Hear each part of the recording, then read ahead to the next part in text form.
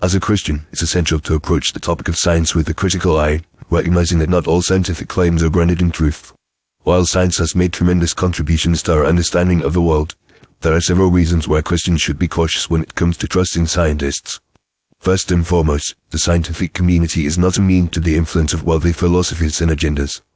Many scientists operate under the assumption of naturalism, which posits that the natural world is all that exists, and that supernatural explanations are not valid. This worldview is fundamentally at odds with a Christian perspective, which recognizes the existence of a spiritual realm and the sovereignty of God. As a result, scientists may interpret data in a way that is biased towards naturalistic explanations, even if the evidence suggests otherwise. Furthermore, the scientific method, while useful for understanding the natural world, is limited in its ability to explain the origins of the universe and the complexity of life. The theory of evolution, for example, is widely accepted within the scientific community, but it is not without its flaws and controversies. Many scientists have raised questions about the adequacy of evolution to explain the origin of complex biological systems and the lack of transitional fossils in a fossil record. However, these concerns are often dismissed or marginalized by the scientific establishment, which can be overly dogmatic in its commitment to evolutionary theory. Another reason Christians should be cautious when it comes to trusting scientists is the issue of morality and ethics. Science is often presented as a value-neutral pursuit, but this is a myth. Scientists are human beings with their moral and philosophical biases, and these biases can influence the way they conduct research and interpret data. For example, the field of embryonic stem cell research is highly controversial, with many scientists advocating for the use of human embryos for research purposes. However, this raises significant ethical concerns for Christians who believe that human life is sacred and should be protected from conception to natural death. In addition, the scientific community is not always transparent about its methods and findings.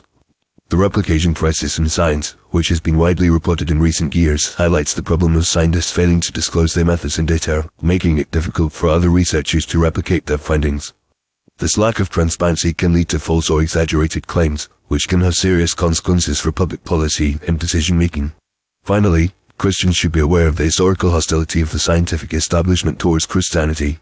The scientific revolution of the 16th and 17th centuries was largely driven by a desire to supplant traditional Christian teachings with a more naturalistic worldview. This hostility has continued to the present day, with many scientists viewing Christianity as a threat to the authority of science. The famous scientist Richard Dawkins, for example, has been outspoken in his criticism of Christianity, characterizing it as a form of intellectual blindness. In conclusion, while science has made significant contributions to our understanding of the world, Christians should approach scientific claims with a critical eye. The influence of naturalism, the limitations of the scientific method, the issue of morality and ethics, the lack of transparency, and the historical hostility of the scientific establishment towards Christianity all provide reasons why Christians should be cautious when it comes to trusting scientists. This is not to say that Christians should reject science outright, but rather that they should approach scientific claims with a discerning spirit, recognizing the potential biases and limitations that underlie them. By doing so, Christians can engage with science in a way that is informed, nuanced, and faithful to their biblical worldview.